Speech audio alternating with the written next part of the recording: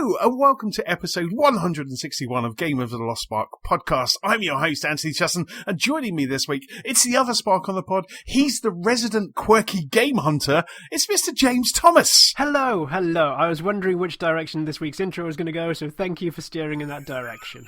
Yes, I steered well away from any direction that I could steer in and take a cheap shot at you. I was just thinking, because, every time you come on, and I was looking at our show notes, there's there's at least one in there that's kind of new and quirky.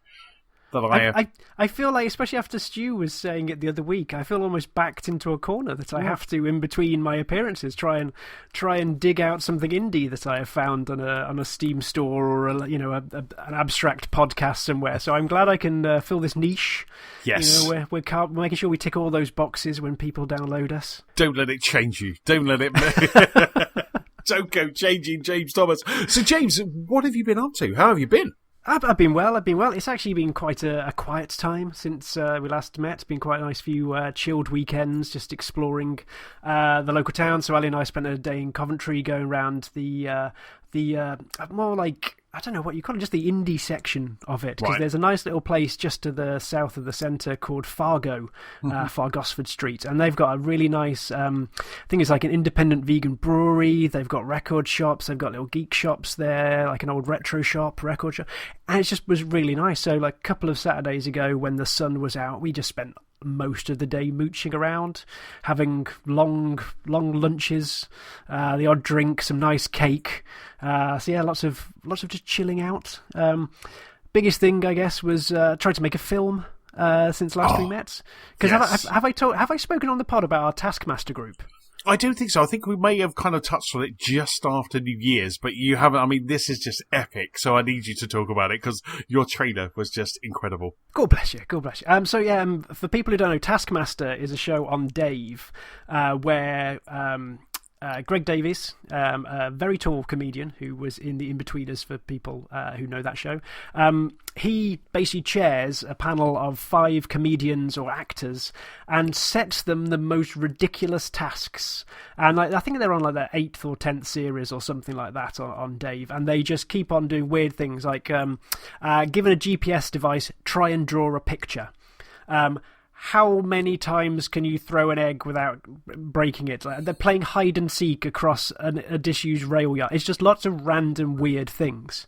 And as our little group has got a penchant for this show, we've started trying to do our own. So yeah, at New Year's we went away and did a Taskmaster weekend. But we enjoyed it so much that we're doing a virtual Taskmaster all year. So there's 12 of us in the group, and once at the start of the month, one person will propose a task that everyone else has to go and do. Wow.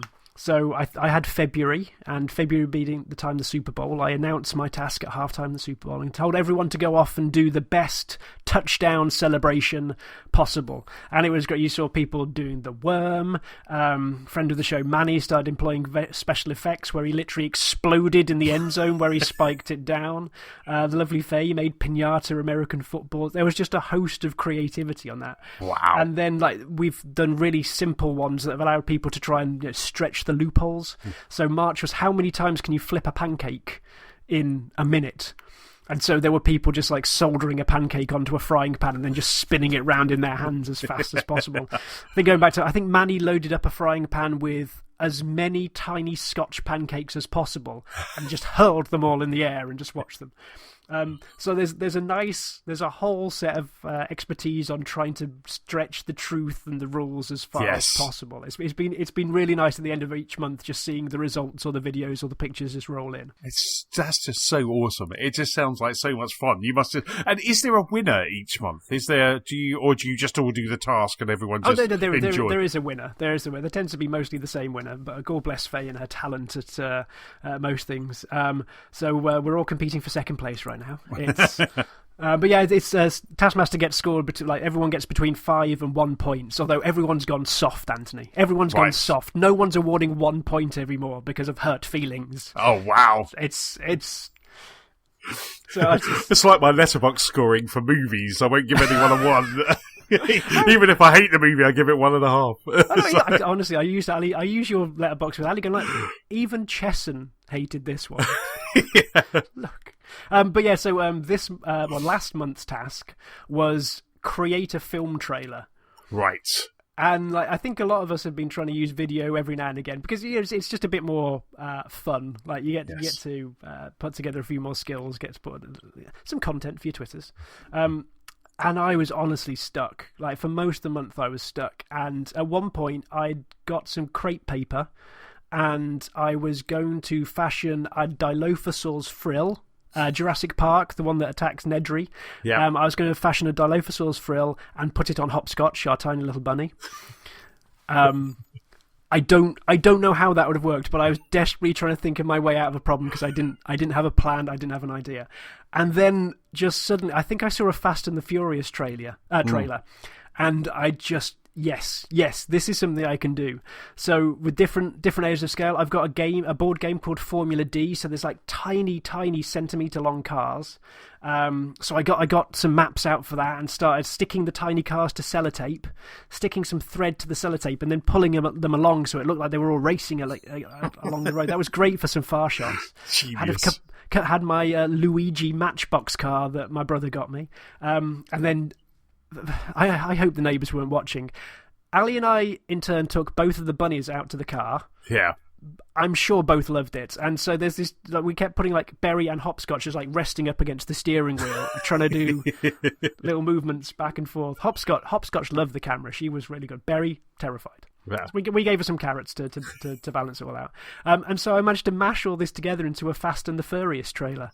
And I've never had so much fun editing something in my life. I am super proud of a bit where I've managed to speed up and cut together. Ali, I think she changed gear, put her foot on the couple of pedals, and then I ran past. This was obviously cut together, and then another scene where I just ran past the car, and then sped up. It looks like she's just accelerating away. It's amazing. I was just really chuffed with doing that. So yeah, and between that and slowing down and splicing together, what was it? Everyone Wants to Rule the World. Yes. Because every trailer has to have a slow, weird variant on an 80s pop song, as far as I'm concerned. Otherwise, it's not a good trailer. And that song stuck in my head for days. I'm still singing it, so I'm sorry. I was walking around the house just singing it. It really made me laugh. I was like, "Damn you, Thomas!" Honestly, after going and dreading it, I had a lot of fun just trying to bodge and hack together just a trailer in the end. But the best trailer was from our friend Wee Man, who I think we mentioned occasionally on the podcast. Wee Man, who is known for his absolute fandom of Coca-Cola. Absolute fandom. He put together a superhero trailer that was just beautiful. He managed to get himself together like a whole superhero suit, which are like, t-shirts with cans and labels cut together and almost like forming some sort of armor/bodice around him. And he had a Coke tray held on his arm like Captain America. It was amazing. It was amazing, and it was good at that point. Then at some point, it just flips, and he then plays an evil villain, which is Pepsi Man, and it's Pepsi Prince. Pepsi Prince. You're talking about Everyone Wants to Rule the World haunting you. That image has haunted me ever since. He's crouched on his kitchen cabinet wearing two massive Pepsi logos as glasses. It's just it had me in hysterics. It was utterly brilliant. So Coke versus Pepsi coming to the MCU next year. When I saw that, I just kind of ran upstairs to Nicola. I was like, James's trailer. Watch this. And she was like, what is happening? She was like, and I was like, it was so funny. The Pepsi Prince voice was kind of it was a cross between the Joker and something else, and drinking a bottle of Pepsi. It was just bizarrely bonkers and incredibly awesome. It was just beautifully surreal at point. I utterly loved it. So who won? Have you scored it yet? That one, yeah. Wee Man with his Pepsi Prince got top marks on that one, and fair play to him. Yes. I think yours and Ali's skills, I'm sure you got high in the points as well. Your acting skills was fine. You mean our London accent? Yes. Yeah. Your family bit really made me chuckle. Yeah. It really made me chuckle. Oh, it was so good. So, do you know what September's is yet? Have you been? Yes, we've been. I'm a bit cautious about September's because where is it? See if I can pull it up. But it is a slightly more risque one because it involves invading personal space. So this is reading it out. Partners, you need to send a message from your partner's phone saying whatever you like to whoever you like. Points will be allocated for the funniest response. Holy moly, you need to get Phil Spencer out of your telephone quickly. All your work people, just delete them. I think Ali and I have already we can't send anything that's going to get either of us sacked. They were already coming up with a list of reasons why we can't do certain aspects. So I think we're going to have to sit down and go, right, is family okay? Can we do siblings? Yes. Oh, that's just so cool. You'll be sending messages to your mum. Oh my god, that is just so awesome. That is just such a great thing to do, to kind of go throughout the gear and just kind of do. So who sets the next challenge? Is it the person who won? Oh no, we randomised it at the start of the year, so everyone's got a month. Oh right, so people know who's in October. They kind of have time to think about it. And you got time to plan. It's been quite nice pacing as well because you get some like intensive ones like the filmmaking ones, and then you get just send a text. Yes, so less panning, just more worry. Yes. How long did that trailer take you to kind of put together? And I'll have to stick a link to your Twitter feed in the show notes because it is just if you haven't seen it, I'm sure I liked it, retweeted it, just adored it on Twitter. So if you haven't seen it already, I will stick it in the show notes because it is just hilarious. How long did that take you to do? It was most of bank holiday, to be honest. So I was just there sitting around, going out, making sure I get this together, and then just from lunch into the evening, it's like, Ali, the only time I'll speak to you is when I'm giving you directions, so let's just do this. Did you have to do any recuts? Did you have to do any retakes when you were editing? Did you this doesn't work for me, I'm going to have to... Thankfully, because I've done bits and pieces before, just pure home projects on that, I knew how much I'd need even for a minute's worth of footage, so there's so much B-roll. Yes. Hopscotch and Berry just basically had me stalking them around the garden for a good period of the afternoon. So it's so cool, absolutely superb, and of course, the Bake Off is back as well. So if your Taskmaster challenge, and I ended up, partly because of you lot, I ended up watching Taskmaster last night.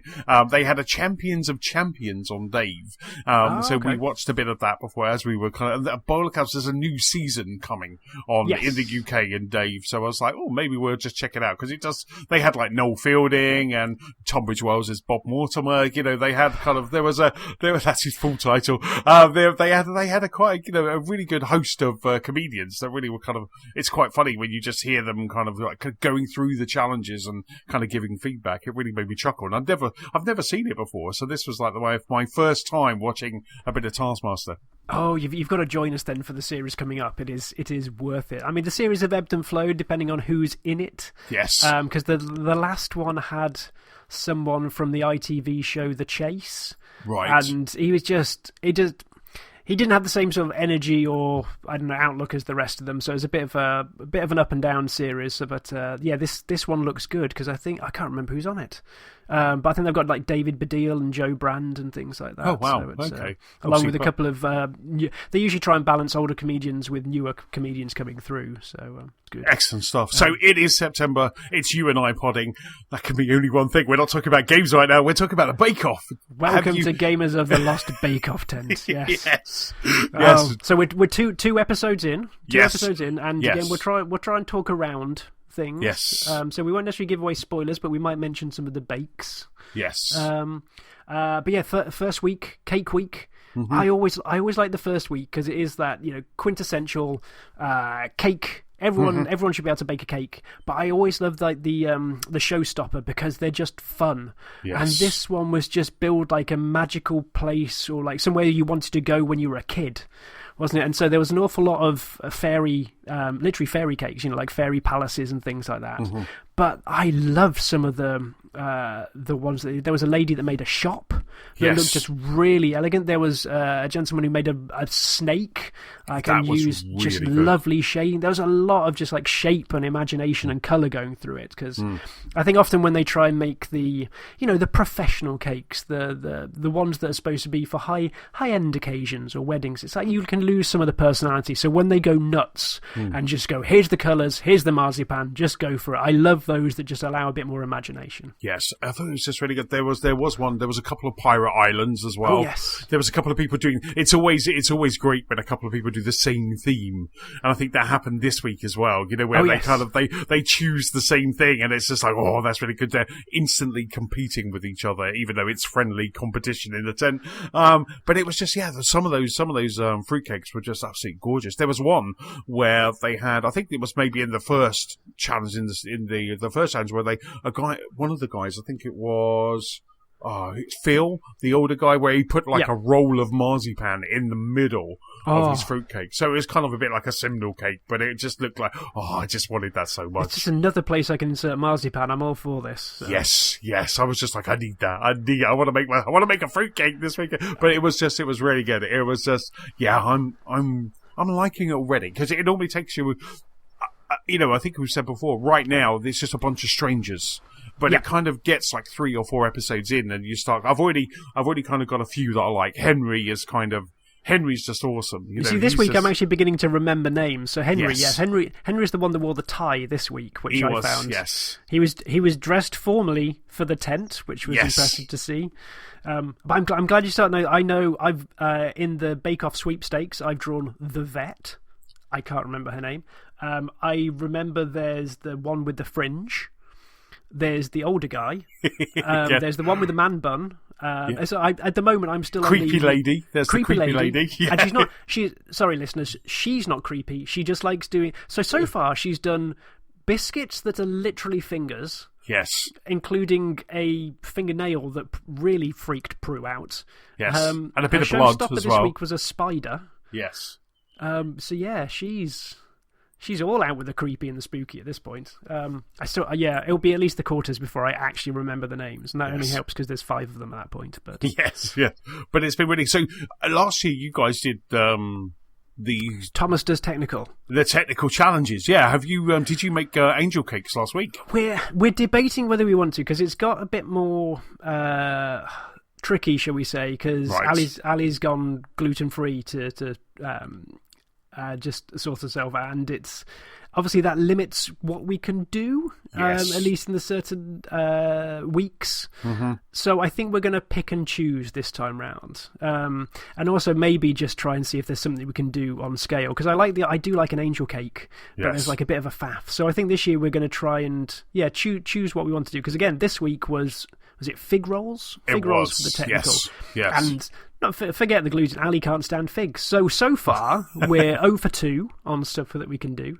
But and next week is bread week, so that's kind of... You see, that's probably where I'll kick in anyway. But there's the first challenge this week, was it the chocolate bars? That looks like something we would want to try and do. Because I imagine when they said chocolate bars, they're imagining more like, Twixes or Penguins, quite simple. There's a biscuit, cover it in chocolate, maybe an extra layer. Yeah. But my word, some of the stuff they were kicking out looked like it could have been from Bake Off the Professionals. Yes. Like the thin chocolate mould, that white one with the dried fruit and slightly dried flowers on top. It looked utterly sublime. Yes. And is it the rose chocolate, where they kind of had a new kind of chocolate? Oh, the red one, yes. Yes, yeah, that was kind of... I saw that in they've got a new season of Sugar Rush on Netflix, and they used that in a couple of episodes ago, so which was that kind of new kind of chocolate, so which was quite interesting. Okay. So that was cool. Yeah, I mean, when they, I think it was only Michael who maybe have done it. He did like a biscuit, didn't he? He almost did like a penguin, kind of thing, where he kind of like put two together and did it chocolate. But everyone else was using those molds, and those molds. There was a Bakewell. There was like a Bakewell one, and I was just like, this looks, because they were so big and chunky. They look like an oversized chunky Kit Kat. It was just that sort of kind of. I was like, I want to make these. I want to get that mold. I'm sure I need to go down to maybe Lakelands or something like that. You'll be able to get those molds this week. But it was just, they look really good. I loved like the idea of layering the kind of insides in that mold, and then obviously just freezing it and chilling it. It's very cool. I think that's it. I'm more. That looks amazing, but I realise when I actually come to it, can I be bothered to that degree? I think this is why I tend to occasionally do the fancy cakes, but mostly stick to more pies or basic cakes, because at least I prefer the slightly more repeatable, get better or worse at it, rather than so many different factors that could go wrong. I don't feel I've mastered the basics before jumping off to that crazy point. Yes, I know exactly how you feel. Yeah. But I just thought, so far, absolutely loving it. I just think it's it's the 10th season, and it still just feels like, it's new, it's fresh, they've had some really great, like I say, the two technicals I think have been really cool. I was tempted to make the angel cake because I did like the idea of the kind of doubling up on the cream in the middle. That kind of I was like, I'll have extra. Mine would be huge. Mine would be massive. But it's it's very cool. It's very cool indeed. Someone came to me the other day because I was talking with a producer just about it all, and there's so many people into it, and one of the designers came up and went, no. I have not watched it since it was on the BBC, and I'd honestly completely forgotten about that. Yeah. Like, I remember the furore probably like 2 years ago when I was up in arms, about swapping over. What is this? What is this happening? What is this presenter combo? But it's still delivering, and I actually really love the Noel-Sandy combo because they are chalk and cheese in so many respects. But they're just lovely. Noel is a nice, lovely distraction when things are going wrong for the bakers. Yes, and I feel that kind of as years have gone on, he's getting more and more comfortable. I think in the first year he was a little bit awkward, as Noel Fielding is just generally. But he was a little bit awkward. But I feel like he's really kind of getting comfortable with them and being able to just sit and chat. The same way that Mel and Sue did. By the end of it, Mel and Sue were really kind of if you watch the first couple of seasons of the Bake Off, Mel and Sue were quite awkward. At the start, and I really think that Sandy and Noel are kind of getting there. Yeah, I remember we were like, they're going to have the in-betweeners in there. It's going to be, we were like, they're going to ruin it. But they've actually, it's just as good. It's just as good. So we have to remove all of our hate comments from all those fan sites that we put them on. I've deleted all the tweets from years ago. They've got nothing on me. Delete them, purge them. I'm sure it'll be fine. Superb. So that's kind of what we've been up to. James, what have you been playing? What have I been playing? Wow. What have you been playing? So, I finally broke the Slay the Spire addiction. Mainly again because I feel like I should contribute more than just Slay the Spire to this lovely chat that I have with you every few weeks. But honestly, for the first 2 weeks after I podded with you, I was just on it because it came out through Game Pass on Xbox. Yes. So that just renewed my vigor with it completely. There were points where I was just there obsessing over trying to get different achievements, trying different ways to do it. Because there's so many you can't actually try to get. There's ridiculous achievements in there, but I almost use them, as I do with a lot of games that I really enjoy, as a challenge within the challenge itself. So there was one for, can I stack 99 poison onto a single creature, because I think we were talking about how to get through certain bosses. I love the magic. What is it? I can't even remember their proper names, but that middle chap who just deals in quick stabs, shivs, and poisons. And I just kept loading him up with poisons because he's a weak little thing. But if he can start just like whittling away with venom, then it's just amazing. So I was there towards the end, just stacking like 150 poison on a boss, and as long as I could survive, he was going down. Wow. But I almost got a bit frustrated because I managed to get through that first round. I got through the 3 floors, managed to defeat the main boss with the poison and the chap with the orbs. I always think they're both really fun. And then I just got into a bit of a grind with the just like the warrior, that first initial one you get, because I just don't think he's that interesting. Right. I always think tanks are fine, but he's not different enough his powers aren't different enough to really make me love him. And so it was just getting a bit of a grind, and I managed to find a couple of builds thanks to the achievements to push through and tick off them all. So I've I've beaten it again now with each of the 3 once. Right. I've got to I don't know what the final boss is. Who knows what's hidden further and further out that spot. I've got to the next stage of the boss and lost to them. But yeah, it's still good. Yes. It is still good. It's still just an elegant game that just thrives on the mechanics. I think for so much of this year, as I said last time, I've not really been interested in getting drawn into a narrative. Like, we can discuss more about that later. But just the simple mechanics and the elegance and the different systems that it's got, that's just so easy to pick up. It's just gonna keep on giving. Absolutely. I kind of feel that this is a kind of a game where, similar to Forza for me, where I would just jump in on a Saturday or Sunday morning, listening to a podcast, just kind of throw on Slay the Spire and just try, because I'm still on both platforms, on Switch and also on Xbox. I still haven't got past the third act, the third city. I got frustrated this week because I was doing so well, and I was with the first guy, I was with that tank, and I was doing so well, and I managed to stack up, so I had about 120 health, and I was like, I'm gonna do, this is it, I'm gonna do it. The adrenaline was rushing, and then I got to the boss at the end of, actually, it wasn't even the end, it was like the mid of City 3, of Act 3, and this guy just took me out completely. He was an elite, and his first hit just took me half, and I was like, I'm going to go down. And I managed to stay on for about another maybe 3 kind of goes, or 3 kind of battles, 3 kind of card shifts, and then he just took, and I was like, why? How am I supposed to beat this? And it was, and I even got to the point where I think I had about 6 energies, like, so I could draw 6 cards. Yeah. And I was just feeling like the boss when I was doing that. I was like, I'm going to do this. I'm going to finish it. But I just didn't. Yeah. It's the blessing and the curse, I think, that the random factor that goes in it makes it interesting every time. But I think especially when I was getting a bit despondent with the Ironclad, the warrior. Yeah. If you don't feel like you're getting the cards that you believe you need to get out of this rut to make the drive to the finish, then it just feels like, I don't know, a bit of a grind, a bit of a wasted run. Yes. I mean, thankfully, compared to Dead Cells, I always thought Dead Cells is a really good game, but the fact a run could last multiple hours just felt it was even more of a waste when it went wrong. Yes. Whereas at least Slay the Spire can go pair within half an hour, and that's it. You can start over. But yeah, I think this is why I'm almost having a break, because the randomness just got to me in the end, going like, I just need a breather. Mm-hmm. Now I've done it with the Ironclad, I could go back to the 2 classes I really enjoy playing. But yeah, I need to explore the custom modes more, because the daily quest I think is fun.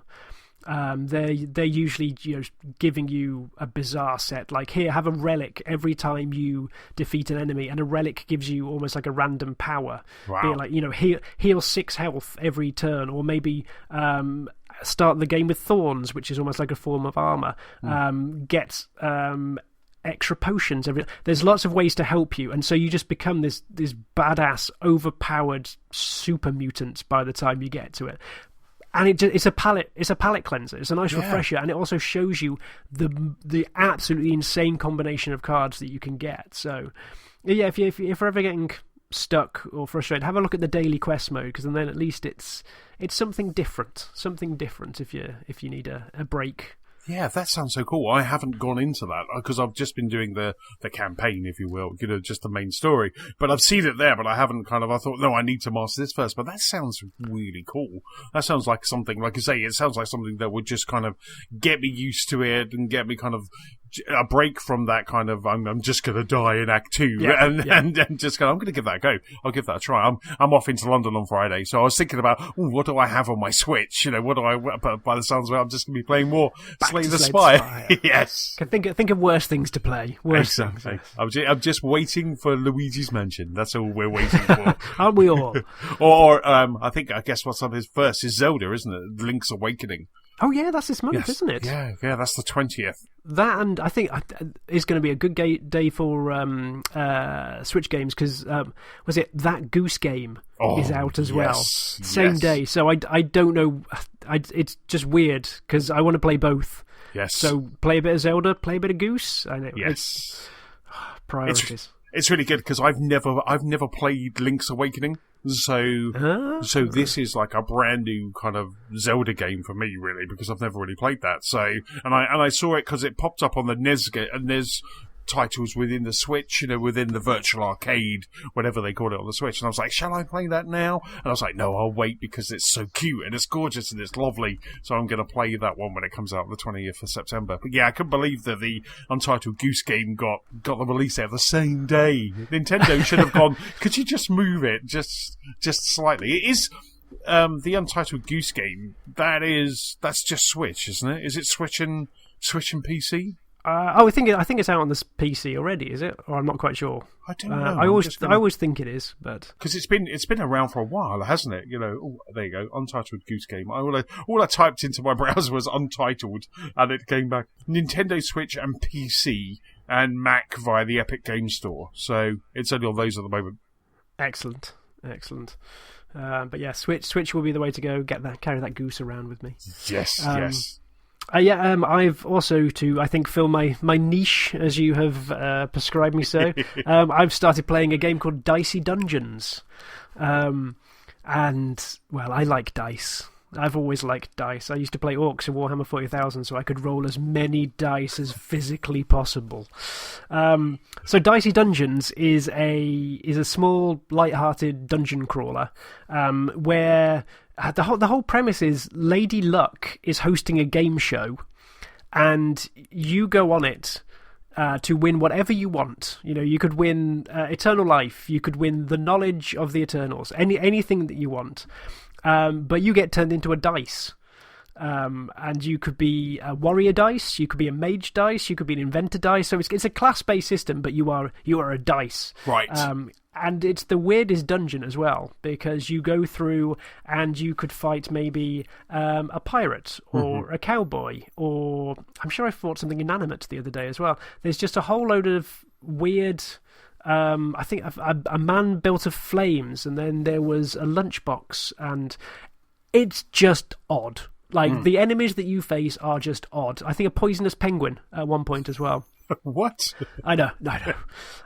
But it's quite it's got characteristics, I guess, of typical RPGs. You can attack, you can defend, you can maybe do buffs, you can poison, you can just try and throw debuffs, and it's all done through equipment and dice. Right. So you start off with, depending on what you are, let's say that you're the warrior, you get a basic, sword, and you might potentially get a shield.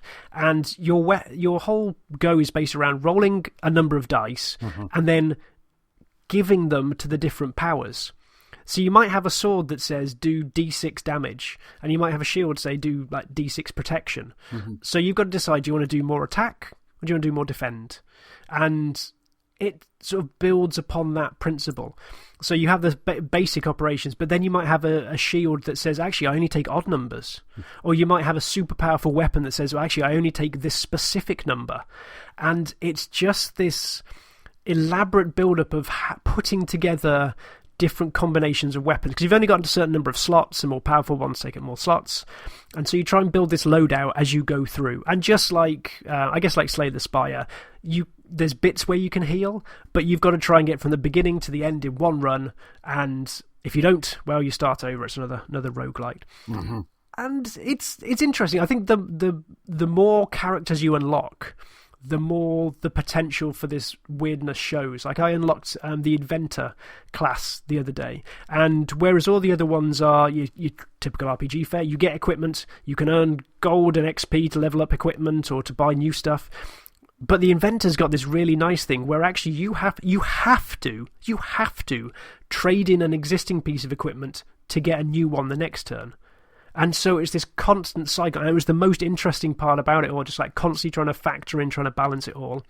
And then you can buy buffs as well to maybe like double your dice or knock your dice score up, down one, just to try and have more control over the entire thing. And it's charming. Like, the art style is charming. It's quite bold. It's quite cartoony. It's colourful, almost pastely with a bit of a rough edge around it. And the gameplay is quite light, because you are basically affecting randomness that you then have to build around to try and manage. If whatever number you get, you can do something with it. So it's good.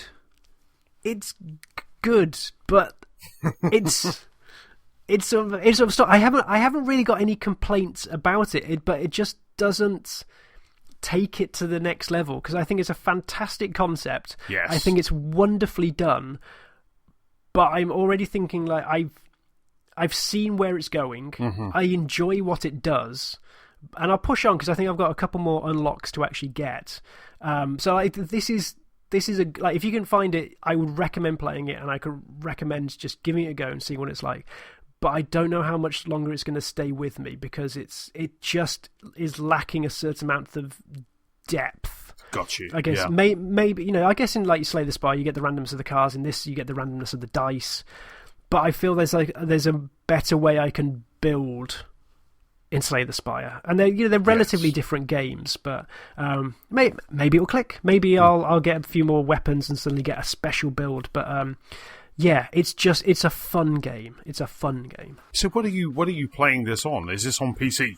Yeah, this is on Steam. So it's just on the laptop at the moment. Yeah, and it's a classic indie game that could run on most things. So expect it to come to the Switch probably sometime in the future, as everyone cries for that. Yeah, but that's what I just did. I did Dicey Dungeon, but that looks really cool. And then I did Dicey Dungeon Switch.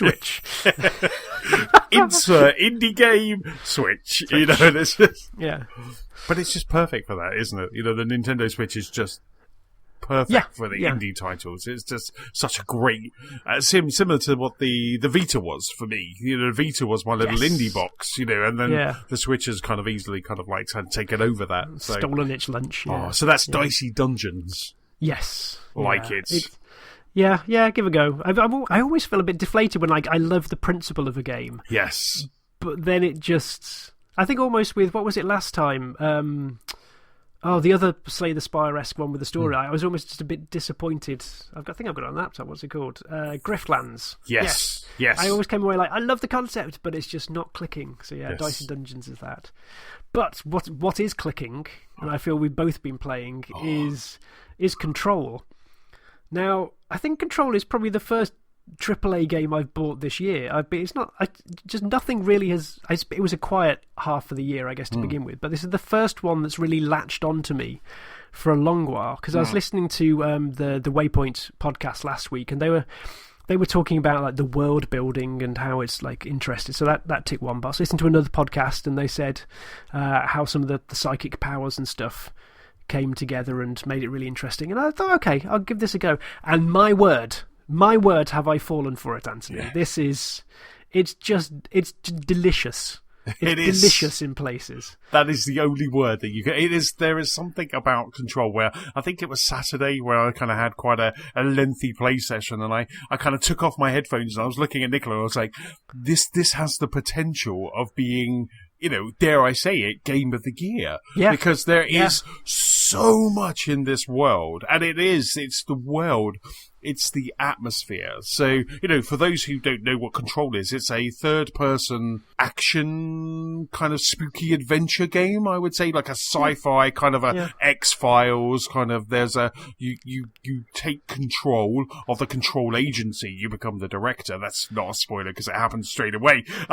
You become the director of the control agency, and it's all within this building, their building, the oldest building. The oldest house. The oldest house. And it is just, it's amazing that I love just kind of going to all the different rooms. You're going to the different sectors, and as you're going, it's changing slightly. There are different types of enemies, and there's different collectibles, definitely, as you're kind of going. I realised that the other day. I was looking for something because I wanted to upgrade, because you can upgrade, you can equip skill abilities and things like that, and I wasn't getting the cards that I needed in this sector, but if I went back up to the executive sector, then I was getting those there. I was getting the house cards there. So I kind of realised that each floor, each sector had its own rewards, its own kind of loot, if you will. Yeah. That's something I realised quite late on as well, just like ploughing through going, I've got to go back there.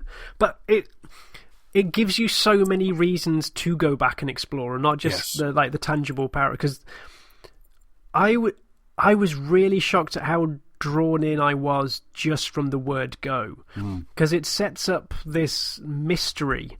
It happens very early on. Like, you basically walk into what is an abandoned equivalent of, like, you know, the FBI, the X-Files meets FBI, and you start poking around, and they do such a lovely job of storytelling through things that you find, things that you see, the characters that you meet. You know, I think it's not award-winning acting, but it does enough early on where the gameplay pace is slow to make you just wonder what's gone on here. Why is this here? So they draw you in. They don't give you an info dump. They draw you in, and you're walking through these offices, like maybe picking up like memos and things like that. And they're worth reading. They really are worth reading. There's some. They're not lengthy text dumps. They're always just like one pages, and it can be anything from just a little description to how the tech works. Like, you can find book club memos and just like strange cases. But as you're going in, as you're trying to find out what's going on, as they're trying to set the scene, it just does a wonderful job of almost just forcing you to ask more questions, and therefore pushing you on to try and find out more. And then you meet the first character, which is the crazy, creepy janitor. Yes. I mean, maybe not that creepy, just slightly off-putting, disturbing. Yeah. He's a personality, yes. And just everything like builds up. And so by the end of the first hour, it's like, okay, let's do this. Now you've put a whole slate of questions on my plate, and I now need to answer every single one of them. But it does it in such a, I guess, an earnest way that it's. I think it knows what it is. Like, it's got that classic Remedy style as well of, like, there's the videos in the background. Like, every Remedy game always has like the developers playing characters and acting out TV shows or what have you, and they do nice science montages, little science videos in the background, and they are done, like, the entire thing is serious. Like, this is serious science, this is a serious bureau, but there is just like it doesn't take itself so, like, it's just pushing the envelope at times, whereas the main science is like on the thing. You can then find memos that basically say that someone has found a haunted a possessed Christmas tree in an Antarctic base that turned all the science research team mad. And then when the agents went to go and get it, it turned all the helicopter pilots mad, and they crashed it. It's just weird. They drop little weird things every now and again to go, like, this is serious, but have you seen this? Have you? And so I love it. Like, it's just almost just occasionally just winking, going like, don't worry, we know. Don't worry, we know. It's fine. Yeah. That's just so cool. That's such a great way to sum it up. I just, like I say, I think the core gameplay, I don't know about you, but when I jumped into the game and started kind of moving around, I just had to take everything down by about 5% on the control, you know, the sensitivity. Okay. So I just kind of took everything down by 5%. And I felt that it just, even as you progress through and the character gets more and more abilities, everything just feels natural. You know that when you jump into an area, you're doing this, you're doing that, you're throwing everything and anything at the enemies, and you end up actually enjoying those instead of using the gun. So you have one gun that morphs into 4 different guns. I think I think so. Yeah. Your service rifle, where there's a bit of a sniper, there's a bit of a shotgun, and you can kind of use that. But instead of using that, I kind of found myself using telekinesis more, and I found myself kind of using that, and kind of there was a few other things that are late on in the game that you get that I kind of ended up using those a lot more than I did my gun. I think I kind of only used my gun on like bosses, and there isn't really bosses as in a typical sense, but every now and then you come across a object of power, an OOP, where you have to kind of take that object of power down, and that kind of progresses you through the story. And I find that that's when I use my gun, and I just kind of combo it up. Yeah, I think combo is the right word for it, because one of the early powers that you get is telekinesis. And early on, I just used it because it was fun. Yes. Like, it's good fun. But then you can really ramp up the damage that you deal through telekinesis far more than you can do through bullets. So I'm just... The world, they know that people are going to use telekinesis most as well, because there is so much that you can pick up. There's a reason why performance, I think, is so bad on base Xbox and PlayStation. Is because the world is just filled with physics. Like, you walk down a hallway, and you just see the tiny little outline around every bin, every fire extinguisher, pot plant, table, chair, book, box, photocopier. And so when things kick off, it's great. Like, if you're playing slightly more tactically, you spin around, you see, like, okay, there's a propane tank there because I'm in the maintenance sector. Pick that up and hurl it. Or like when you're in the office, like, just throw a photocopier or a fax machine across the wall. It's great. There is just lots of stuff that's intended to be there. Yes. Like, it's not just fake things that they've put around, like, oh, I guess they want some ammo.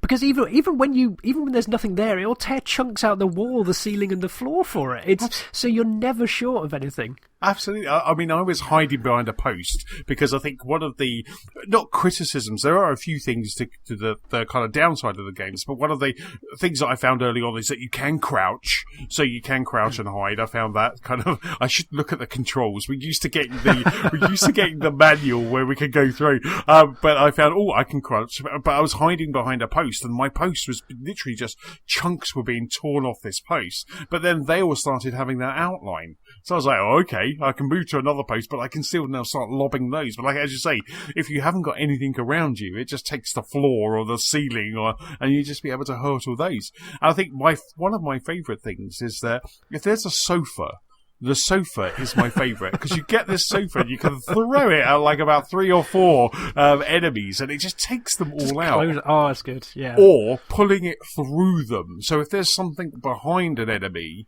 and you summon it with the telekinesis, it kind of gives them damage as it goes through, as it kind of passes by. It kind of then like trips them up or takes them out, and then you just hurtle it back to them. And I just love that so much. I think the first power you get is that kind of almost force push, which is on the kind of Y button, I think, on the Xbox. Oh, that's like the melee blast, yeah. Yes. And I thought that was really cool when I first got that. I was like, this is great. I'm going to just do that all the time. But then it was like, here you go, here's telekinesis. And I was like, I love this game so much. It just kind of really did click for me.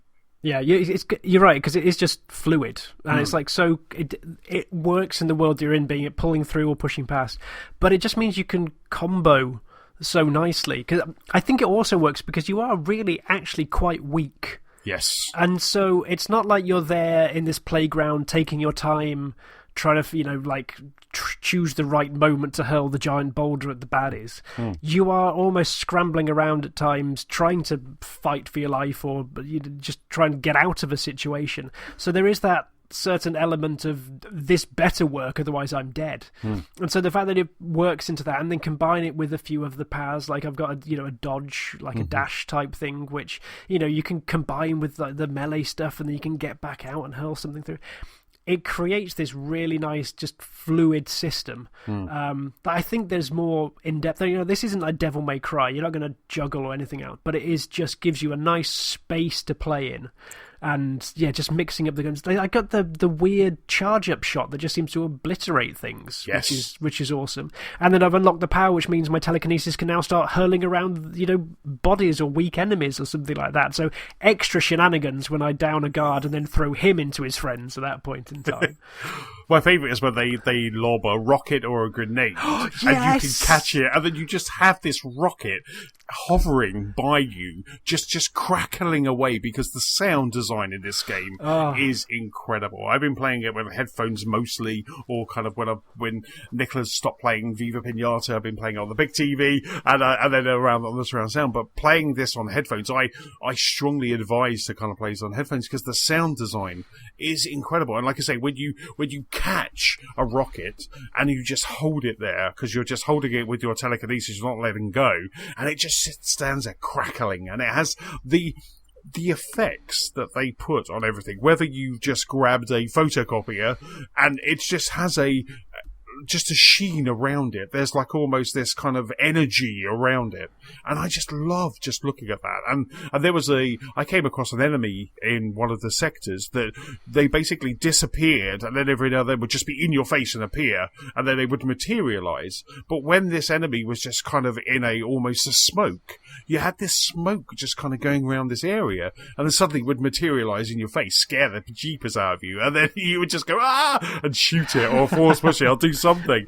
But it's just the effects that they apply to this game. I'm playing it on an Xbox One X, on both 1080p and 4K, but the effects are just incredible. I have a judder every now and then when I pause. If I pause and come out of the pause, it kind of judders for a bit, but then gets back into it.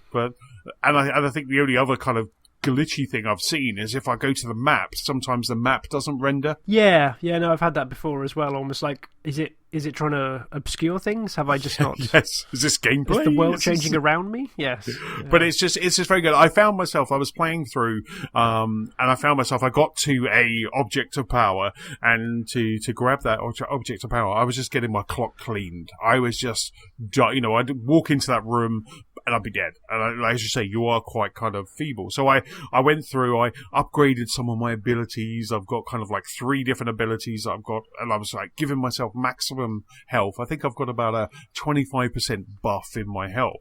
But still, I was still kind of getting my kind of clock clean when I went in there. So I just decided to go and do some of the side missions, because this game offers up 2 extras. There's one which is called I want to say business objectives, but I don't think it's business objectives. It's kind of, there's something when you go to a fast travel point, when you go to a point, there's something in there that basically says kill 10 enemies of this type in this sector. And then you go back, you turn them in, or you can turn them in instantly, and you get some random drops and things like that. So that was really cool. But you've also got a whole bunch of side missions that I just kind of like, no, the story is just so great, I want to just continue doing the story.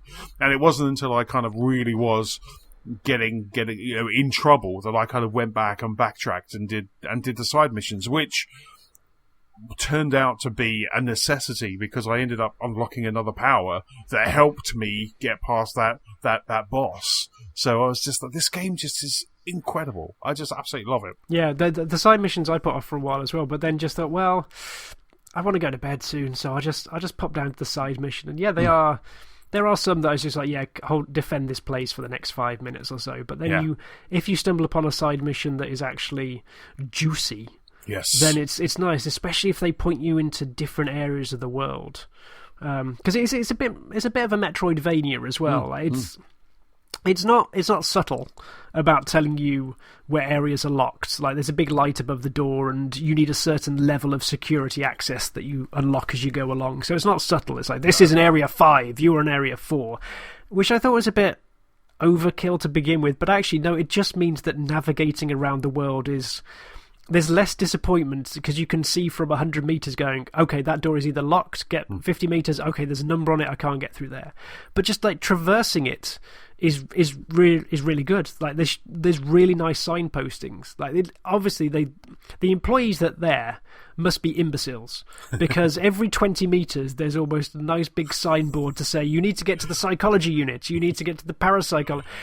And so you don't need to use the map that often. No. Because if it says go to, the maintenance system, then chances are if you walk in a direction for like 30 seconds, you will find the signs and you can just start following it. It's really intuitive in that sense. And because of that, I'm more likely to go back and start exploring again, because I'm not exploring for the sake of looking through the next, but I know that effectively I just do this quick lap, I can get around it and get back. It's not a labyrinth for the sake of being a labyrinth. It's a place of work, I guess.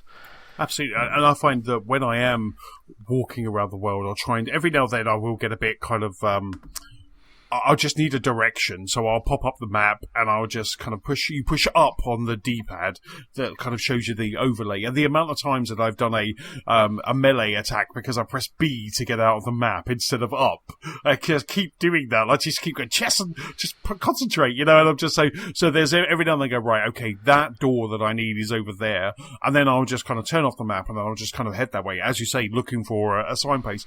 But it's one of those games where I actually enjoy when the kind of bad guys you'll suddenly see red. You'll see these red streams appear, and you're like, "Oh, something's going to happen!" And it's just a wave of bad guys that you need to take out. But I actually find myself enjoying that. Instead of running away from it, I'll stop for a while and and just kind of take them on, because again, you're getting rewards for that. Sometimes they're dropping some loot, but it's just fun to do it, and I have just literally just had so much fun just with the combat and with the controls in this game. Yeah, I tell you, one good incentive of not dying in said combat, though, is the load times, I think, are awful. Yes. Awful. Yes. Like, so when you die, you go back to the last checkpoint, and the checkpoints are literally points in the world that you have interacted with, which I can understand, because that's where you can do your upgrades, that's where you can fast travel to, that's where you can see where the little missions are. But it is just cumbersome. Yes. Like, I think I as you say, I haven't found any big bosses so far that I've died. I've died elsewhere, but so then getting back to wherever I was, if I hadn't tapped a little checkpoint on the way through, I just found infuriating at points. So now, almost like, if you just see it, you just run up, tap it, carry on. Instead of just walking back, don't need you, but tap it, carry on. It's. But that's it. I mean, I found there was one area that have you got to the mould area yet? I think I found traces. I think I'm on there. Yeah. Because there's one kind of boss down there which I've actually just decided not to do for a while because I was getting a little bit frustrated. But the walk from the respawn point to where the boss is in this mold area is just such a chore, and so you just like no, I will come back later. I'll come back when I have a little bit more power, because that one it's a side mission, but it's really kind of just, that one is kind of making me head scratch at the moment. But it's just, but like I say, the story is just great. I just absolutely love the story, and I just want to kind of continue. I was reading up about it over the weekend, and I did hear that there's going to be 2 DLCs as well. So there's going to be some like extra content later on. I think there's going to be one either later this year or next year, and then there's another. So they're planning 2 DLCs, what kind of like side stories, if you will. So that could be quite interesting, because this world is amazing. Like I say, I really enjoy, and not just because there's an achievement for it, but I really enjoy just going up to every pad, every binder, picking it up, having a quick read, and just doing that. One thing I would say to anyone who's picking up is look for chests all out throughout the world. They're these little kind of chests, and they have a green light on them, and the animation for that I love. You just basically go up, you press X, and it just, the top pops off. It's almost like a loot box in kind of Overwatch or something, and the top pops off, and you always get something in there, whether it is like one of those currencies or a buff or an ability or something like that. And I'm just finding I'm looking for those whenever I go into a new room. I'm looking for those, whether they're up in the ceiling or hidden in a dark corner. I found a few like little secret, well, not necessarily secret rooms, but you've had to jump, climb, boost your way over things, and they've been quite rewarding getting some stuff like that. So I like the fact they are rewarding exploration on those. I was going to, there was a mission where you've got to take out all these different, you had about 6 different people that you had to take out in the maintenance area, and I saw this little window, so I was like, as I was going down the stairs, I saw a window, I was like, I wonder what happens if I get up, and I managed to get up there, and it was just the whole top level of this room, because the rooms are quite high, they're quite vast, so I managed to get to the top of this room, and there was some stuff there was a couple of chests, so you're absolutely spot on. It really does encourage you to go into every room and really just like check out every dark corner, and always go into those shelters as well. You'll find those shelters. Yes. There's always something in there as well.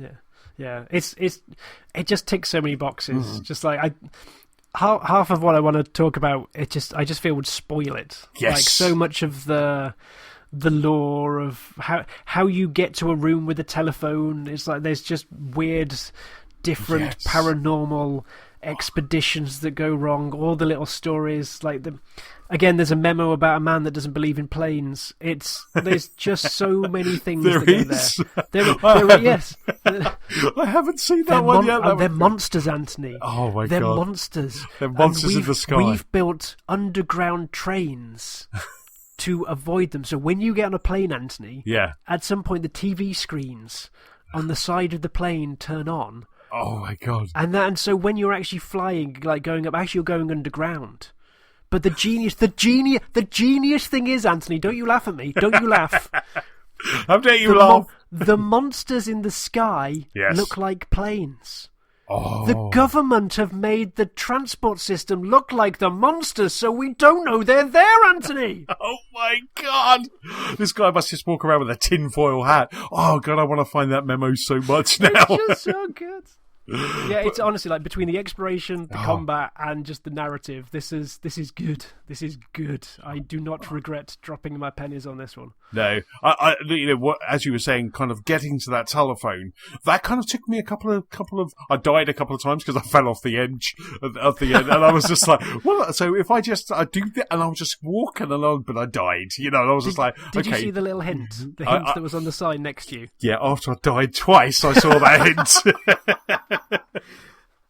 Like all good games, the rule of 3. Yes, and I was just, it was so good. It was just so good. So that's, I mean, like I say, there is possibly in a couple of weeks' time we can maybe talk more about Control, because I do feel that it is like one of those games where you do just want to talk about the powers that we're not talking about, and there's lots of different things that kind of unlock. I've got to, because I don't know what you've seen and what you haven't, so we need to debrief after this. Exactly. So that's it. And it's really interesting because I had a conversation with a guy at work. He was like, "Have you controlled?" And I was like, "Yes." Have you controlled? It was we were being really secretive. It was almost like a secret handshake before we went into kind of discussing about the game. And he's rolled credits now, but he's not telling me about stuff there. You haven't rolled credits yet, or? No, I'm I can't remember what I've just done. I have got to the part, and I can't remember if it's a side quest, where there is a room full of hypnotized people. Mm-hmm. Okay, I think I'm a bit past that, but I can't remember how far past that. Right. I think I might have to go back up to the board. I think I've just gone back up to the boardroom after doing that. I went mining. Right. And then I'm just taking that back upstairs. Rock mining place. Yes. Spacious. Yes, it is indeed. They needed more triangles. We're now mad fools gibbering now. We don't know if it's code or it's just got to us. Yes. But it's fantastic. I just love it. It looks incredible. Like I say, you're playing on the X as well. I'm guessing on Xbox One X as well. And I'm playing on it. It looks incredible. It looks amazing. I know this is out for PC as well, and I believe there's a ray tracing kind of graphics mode if you're running on a very high end PC. Yeah, Giant Bomb were talking about that today, and they said it looks absolutely marvelous. Yeah. So it's not. I don't think I can quite. Actually, I haven't got a PC. This laptop that I'm doing the recording on will not take a $1,300 graphics card. No. So I think I'm protected at least by sheer logistics. That's good, unless they start plugging them externally or something. Here's. I'm sure I've seen that. Here's a card you can plug it. I mean, like I say, I just feel that this game not to kind of put a Star Wars kind of slant on it. Don't ruin it for me by putting Star Wars on it. All I'm saying is that the Fallen Order, the Jedi Fallen Order, which I kind of already had earmarked as my game of the year, just because it's Star Wars, it has to feel like this game now. This game could have potentially have ruined Fallen Order because it's just so good. It just is incredible. So that's Control. Yeah, we should move on because we just keep saying how good it is. Yeah. So, any other games that you've been playing? Yeah, just one quick one. Another one that came to Game Pass last month. I've started playing Pandemic, which is actually a board game that Ali and I have had for probably about, I can't remember when it came out. Feel like we've had it for about 10 years or so. Mm-hmm. So Pandemic, the board game, is a game where you have to play certain roles like a medic or a scientist, and you pop around the world trying to eradicate this set of diseases. 4 diseases are infecting the world, and you have to go around and get rid of them. So the board is a map of the world with certain cities located on around it all. The world's split into 4 different sections, so different colour diseases. Like one affects North America and Europe, one affects South America and Africa, spread around, and you have to collect cards of location and say, I have to collect 5 red cards to eradicate the red disease, get into a station. It's a fun to make sound interesting, but Pandemic is a classic in my mind. It is one of probably the first wave of games that I played where you will lose. You will lose most of the time. It's a cooperative game, and it is there to set you a puzzle. And you and the people you're playing with have to try and solve that puzzle. Because you move around, you can cure diseases, you can swap with other people, cards with other people, you can try and build research stations, and then you get a couple more cards to your hand to maybe get the colours that you need, and then more disease gets spread. So you're constantly fighting about, you move, you collect cards, then you infect. You move, you collect cards, you infect. And so you're having to try and battle this just constant wave of the game trying to throw more at you whilst you're trying to mop up as you go. So you've got to contain and cure at the same time. And on easier difficulty levels, if you know what you're doing, that's fine. You can probably breeze through it. But the fun comes from trying to manage this puzzle that a lot of the time you will lose. Right. If you're winning all the time, you're playing Pandemic on a far too easy difficulty setting. So it was nice to... We've played it so many times over the years, and actually it's got out of rotation. So just to pull it up on the TV and have a quick game. We played on an easy mode just to see how it felt. It's fine. Like the game is the strong point. The actual adaptation that's come to the Xbox feels like it's been an iPad ported. It functions fine, but it just doesn't... It feels twitchy, is probably the best way to say. You could see how if you were prodding the buttons, there's like quite large icons on the screen in certain ways, and it's quite rudimentary in some of the lists of like showing what cards you've got. And I think it's a good job Ali and I had played before, otherwise it might have been a slightly harder job to get in. Not impossible, just the UI made it slightly more clunky. But like you could just tap the controller right and it might spin down about 4 different options on what you can do on a turn. Or when you're trying to move around the world, like say you're in Paris, like you could have the options to move to London or to like further into Germany or maybe down south, and you just tap the joystick and then it just moves about 4 squares away. So like every time we wanted to try and move anywhere, we'd like go 1 square, accept, go another square, accept. And so it was just a bit of clunkiness between us and wanting to do what we wanted to do quickly. Gotcha. I think there's always a sense of, when you're playing a video game version of a board game, there is always that, do you want to play a card now? No, it's fine. Do you want to play a card now? No, I'm fine. How about, look, I know you're trying to give me every opportunity when I should be playing a card, but just please skip. Like, there's a few shortcuts that could have made life just more palatable, I think. Yes. But it's a fine version. Like it works, it operates. It's just got some rough edges. I did see it pop up because it popped up on Game Pass, isn't it? Like you said, it's Game Pass. So that's kind of I did see it pop up. I was like, oh, that's because it's one of those ones that I've always wanted to kind of get into that because I think I remember you were chatting once about board games. I think you always mentioned kind of Pandemic as a way in, as your kind of first board game, like a cooperative rather than against each other. For a first off, if you haven't played anything else, it might be a tiny bit of a leap. Right. But it's still definitely one I would recommend early on. Yeah. Like if it's not complex. Don't get me wrong on that, but it's for a gateway to harder games. For some more complex games, there's probably other ones that I'd choose, like more Carcassonne and Ticket to Ride first. But this is one of the best co-op ones there is. Nice, excellent stuff. So that's Pandemic on Xbox. Yes, and it does dish out some achievements rather quickly. I don't know whether that was because we were just rushing through and being winning. So it's Ali was like, I said like, I know we're just trying to play this quickly to see what it's like, but could we just take a couple more turns to make sure we eradicate this disease as well? It's like, is there an achievement? Yes, there's an achievement. Like it. Yeah. That's definitely on my list. I might hasten to add that I won August.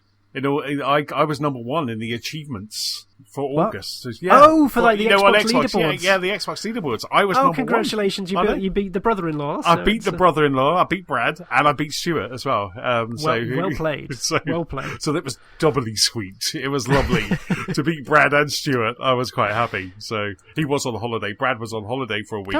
Don't do yourself down. No. Don't do yourself down. I took it. I took a screenshot. I forgot to send it to Stuart. I'll do that now. I meant to rub it in his face. Because the great thing is you can go back. You can actually look at the previous months, and you can actually see that. So that's still kind of there for a whole glorious month. Excellent. It's so lovely. It's so lovely.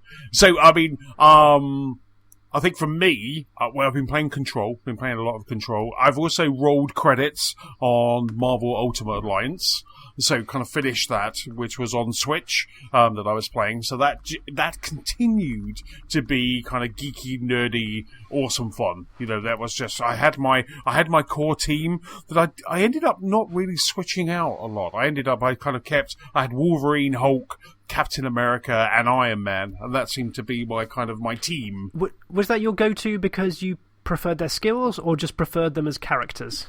Their skills, and I didn't really give a lot of other characters a go because I was I quite like the story, I quite like going through. I didn't kind of have time to level up another character because I got these guys to kind of level 38 or whatever, how high I got them. So it was kind of, if I take another character now, I'm only going to have one special ability instead of 4, and it was getting quite hard towards the end. You know, the last couple of bosses are quite tricky, but then you finish it and it unlocks another difficulty and infinity mode and things like that. But I really enjoyed it. I really enjoyed what I played, but I was happy to, I actually got that one from Boomerang, so I was happy to just kind of boomerang that back and kind of send that back to them. So it was really good. I really enjoyed it. It was good fun.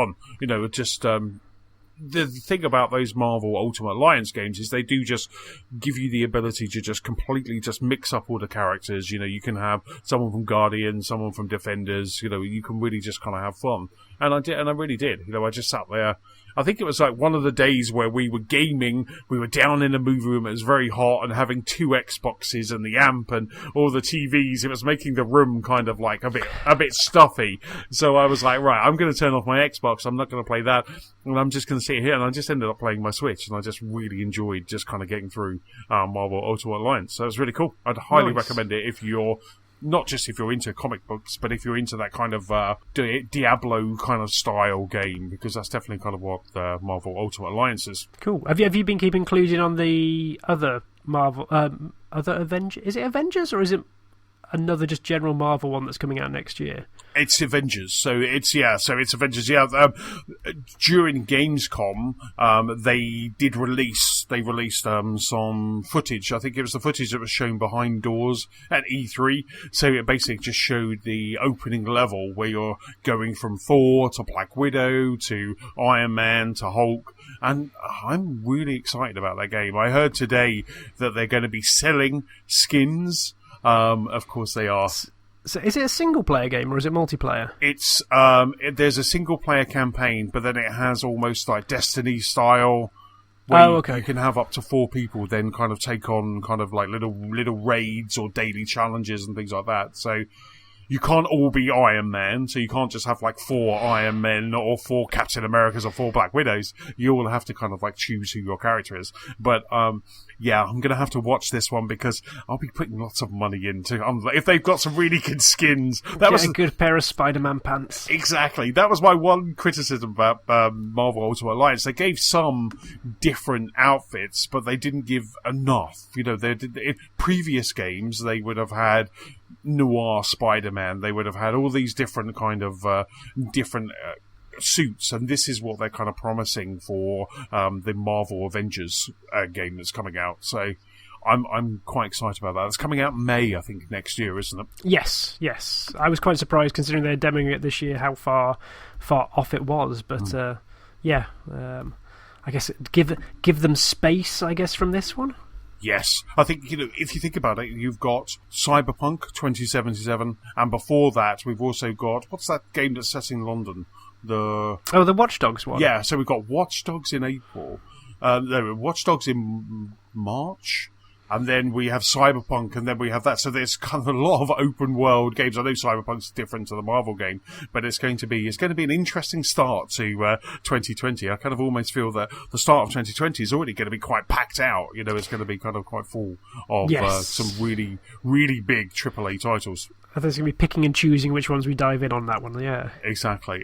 I'm definitely kind of... Cyberpunk looks fantastic, because again, they kind of did a quick 15-minute trailer of Cyberpunk showing you some gameplay, and I had because I don't want to spoil the game, I had a quick kind of scrub through and just had a look at the kind of gameplay parts of the presentation. I was like, oh yes, I like this, and then I just left it at that, and I was just like, right, that's it, that's all I need. I don't need to see any more. But it was very good. It was very good indeed. Cool. Anything else on your list then? And then finally, so last week when we were off, we got a new car, which I think I was talking about, and we kind of took a week off because we were going to go travelling in the car. So we took a week off work, and that's why we didn't have a pod. But unfortunately, my good lady wife fell ill on the Sunday. I think it was the Sunday she kind of fell ill. So we ended up kind of cancelling a lot of our plans, a lot of our travel. We did pop up to the Cotswolds just for an afternoon on the Saturday, but on the Sunday, she fell ill, so we decided that we would just kind of. She has the flu, and she only went back to work today. And so we started playing this small indie game called Viva Piñata. So Nicola was playing. Interesting. Nicola just sat there and went, "I want to play Viva Piñata," and I was like, "Okay, right, let's get you all set up." And we had TIP, and so she jumped into TIP, and it downloaded her cloud saves. It gave her all of her gardens and all of these credits, and she was like, "No, I want to go back to the start. I want to restart Viva Piñata." So she decided that she wanted to play the original Viva Piñata. So she went back to the original kind of Viva Piñata and then started going through. And that didn't have any cloud saves. So she was literally from the start playing the original Viva Piñata. And James, it just looks incredible in 4K. The on the big screen, on the 65-inch screen and kind of in 4K, the detail that you're seeing on all of these piñatas and the seeds and the fruit, it's amazing, and Nicola, I mean, she played this. It was almost like we were 2006, 2007, we were playing this for days. And so Nicola started playing Viva Piñata, and I just sat there, I was like, yeah, I want to play that too. I want to do that too. So I fired up Viva Piñata TIP, Trouble in Paradise. And so we had Viva Piñata playing on the big TV, and then we had on the smaller TV on mine, where I was playing TIP. And we were just, honestly, it was just it was like we were playing it again from the start. Every time a new Piñata appeared, or we got a resident, because as everybody knows, like when you kind of a piñata will walk around the garden space in black and white, and it's not until you've satisfied its requirements that it will kind of come into your garden. And we were still getting incredibly excited. We got a Fizzly Bear appeared quite early for Nicola, and we were just overjoyed that this Fizzly Bear joined. We didn't have anything to make it resident. It just kind of walked around, took a bit of a sniff, and then kind of walked off. And we never saw it again, But it was just swine. It was just so much fun. And when Nicola ended up having an entire garden full of quackberries, we were then debating. We're like, no, I think quackberries are just the best piñata, hands down. That's it. It doesn't get any better than this. Then she put glasses on one, and it was just he was Quack Kent. We kind of named him, and it was so much fun. It is just Nicola's gardens evolved. There's something, the way that she plays it, she just could really, it was almost like she was doing a speed run. It's just a machine going through it. Exactly. She was like, right, got this. And then, so she was just kind of going through all of that. She managed to get she got her Swananas, she refuses to, until the end, to get a garden full of, is it Pigixies? The Pigsies. Yes, the Pigsies, which is a cross between a Swanana and a raspberry, which is a pig. The most disturbing sight in all of Piñata kind. Exactly. Yes. You obviously have a creepy lady in Rare who came up with that as well, it was just... It's the limp. It's the limp that gets me. That's it. It's just seeing those guys just limp around. It's just, it's horrible. It really is just kind of, it really gets me. It gets me. So she was like, no, I'm not doing those. I'm going to do those at the end. But she was going through her book, and she's now onto the kind of the big guys. She's just had a chippopotamus and stuff like that, where I'm still kind of going through. I've got my Pretz towels. I've got all of that. And we were just, for days, if nothing else, it kept Nicola occupied and kind of happy, where she was very very sad that she'd kind of suddenly been sick, and it really kind of kept her occupied and happy, which was really cool, and she was just absolutely loving it. And just drew you in. It did. And I kept playing until Control came out. It was Control's fault that I stopped playing Viva Piñata. And then did Piñata stay on the 4K telly and you stuck on the smaller TV? Yes, indeed. So, yeah. So, Viva Piñata. So, I'm playing Control on the small. Viva Piñata is still, I think maybe even this evening, it's still going to be played. In the distance, you can just hear Maca Raccoon just like trundling across the living room. Yes. And they are just so cool, the way they just kind of scurry across. I love them. Oh, they're just so good. Yeah. And that's what I was saying to you kind of before pods. We had one point where Nicola had a donut garden, and I was just like, I took my headphones off, and all I could hear was donuts kind of making their chirpy noises, and I was like, shut up, James! Shut up! Yeah, it's just like, quiet down, Thomas. And it was just, but it's just, I love that. There is something about that game that just clicks with both Nicola and I, and like I say, it just really worked well on a week where we were supposed to be driving all over the place and staying in some nice hotels and stuff. We had Viva Piñata instead, and it just really worked just really well. I'm glad you managed to salvage something from it. It's been a while since I've been back to my garden. I started trying to do another, not a playthrough, just an eking my garden along at the start of the summer, and I think I made the mistake of trying to get all the flutterscotches. Right. I was talking to my friend Lizzie, who I met through the Piñata forums years back, and I think we were both doing the same thing at the same time. And she said, I just sat down one day and went, right, I'm getting it out the way. And so she bred like 80 flutterscotches in one day of all the different colours just to get them out the way, just to get those reward ticks off. So, yeah, wow, that's good. That's what I say, kind of being back to like kind of almost 2005, 2007, we both had iPads out, where before I think it was a spreadsheet with, kind of finding all the different variants and the tricks and things like that. At one point, Nicola made me laugh because she had there was 3 fudge hogs in a row, and she basically just put the requirements needed to variant them, and she was just like, you eat that, you eat that, you eat that, and then they all just changed colour, and it was just, oh my god, it was just so much fun. It was extreme piñataing, but it was there. It was just, it worked so well, and it's just like I say, once I finish Control, I'm definitely going to go back. But saying that, we've got Gears and we've got Borderlands, but I'm definitely going to go back because just playing that game is just, it's just so much. It makes me so happy just playing Viva Piñata. Nice. I'll have to slip you the tenner after the pod. Yes, indeed. Cool. Viva Piñata now available on Game Pass in 4K, but it looks stunning in 4K. It just looks absolutely incredible. I kept going right up to the screen. And just like looking at the detail because it just looks amazing. Yeah. Again, it's the back compat team. Like honestly, we didn't have any influence, I guess, like, from Rare towards it. It's just the back compat team just reaching into the innards and going tweak. And obviously, they just found the knob that said 1080, and this obviously turned it up to 4K or something like that. It's insane. Wow, it's just amazing. Yeah. It's absolutely superb. Awesome. Right, let's jump into the news. But before we get into the news, don't forget you can rate, review, and subscribe to this very podcast for free on iTunes, Spotify, and also YouTube. In the news section this week, we have all the rumours from the upcoming Nintendo Direct. Overcooked serves up some new DLC, and Game Pass has added a bumper crop of games for September. So before we delve into the news itself, I just want to mention something that's been going around the gaming news sites recently. I think it's fair to say we're probably not the right people to talk on this or to maybe delve in too deep. I don't think we have the knowledge, the background, or even the gravitas to be able to do this justice. But I do want to say there is effectively a Me Too movement currently in the gaming world that started out last weekend when 2 women accused Skyrim composer Jeremy Soule of sexual misconduct, and this basically just got amplified, and more women felt emboldened by these ladies coming out to express their own concerns and problems with certain folks in the gaming industry.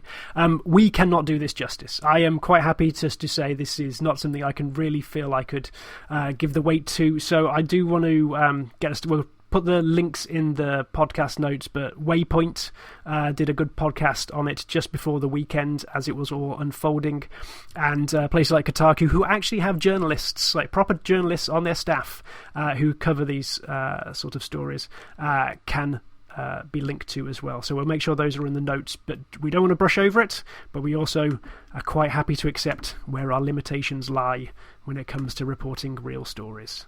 So yeah, just wanted to mention that. We'll point you towards the proper sources. And going back to our slightly more light-hearted approach. First news from me is that Cyberpunk has confirmed that it will have multiplayer, but not at launch. It will be coming some time afterwards. Stories across the tinterwebs. This one from Eurogamer saying that, as previously discussed, multiplayer will not arrive at launch. The game you get in April 2020 will be single player only. However, after that, sometime after that, multiplayer will arrive, which I think is an interesting part for a game that we've obviously seen like previewed at E3 and what have you, that seems very much a narrative, immersive world.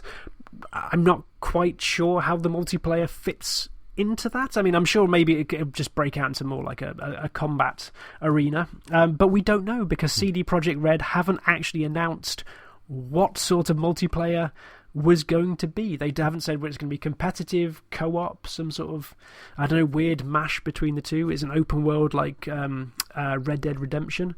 All on the table. But yeah, so it looks like there'll be some interesting opportunities for CD Projekt Red next year. Absolutely. I think my kind of lazy brain goes instantly to something like GTA Online, where you would have an area, and if you think about the cyberpunk world, which seems to be a vast kind of in-depth world, you'll be able to go to maybe like a fight club or something like that, or have missions where you then go into a certain area.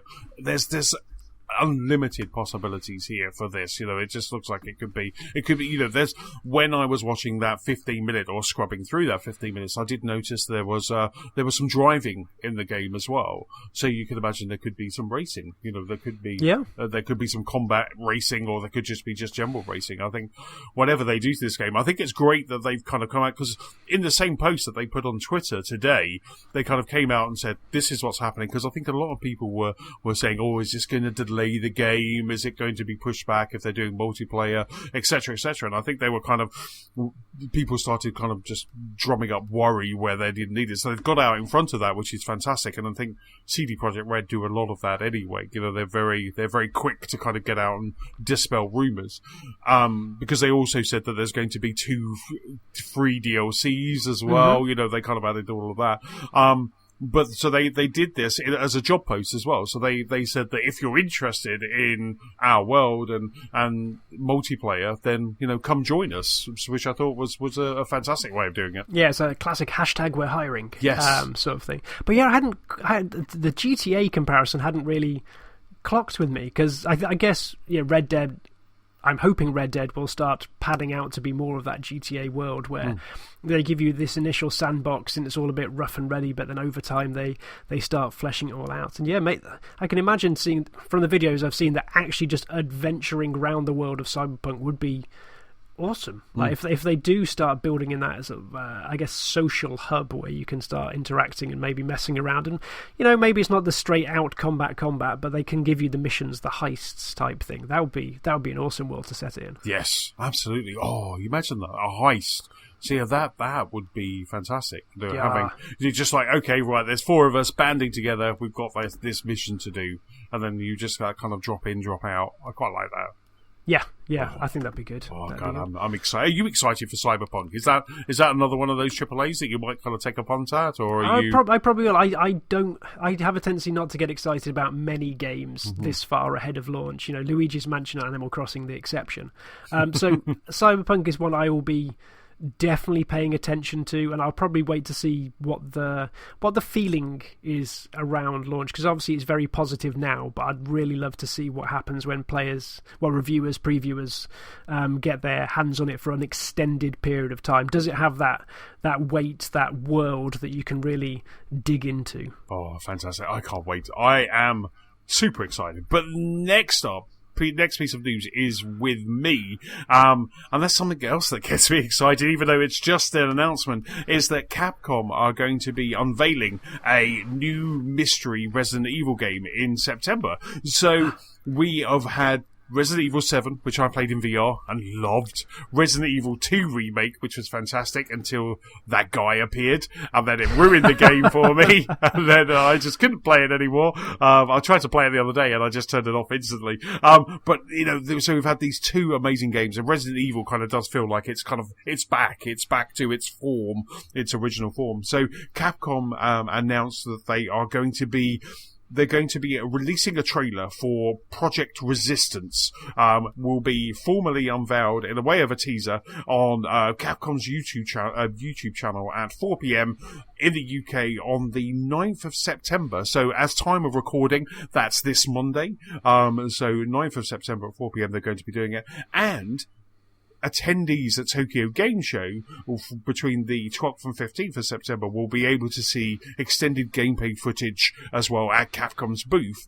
And there is a advanced registration that will enable you to kind of get hands-on this Project Resistance as well. So it could be interesting. There was a tweet going around last week that I noticed that someone had extracted images from a thumbnail that was kind of and this showed 4 different people. So the rumor that kind of went around after this is that it could be something like a bit of a Left 4 Dead, but in a Resident Evil. So you could have kind of 4-player co-op, but in a Resident Evil world. Okay, that could get me back on the franchise. Yes. So it could be good. It looked, like I say, the image showed there was like 4 people there. There was a guy with a hoodie and a kind of like a baseball jacket and stuff. And it looked like, these characters could be interesting. It could be good. I think it's curious because you look at, currently I think 7 is the blip.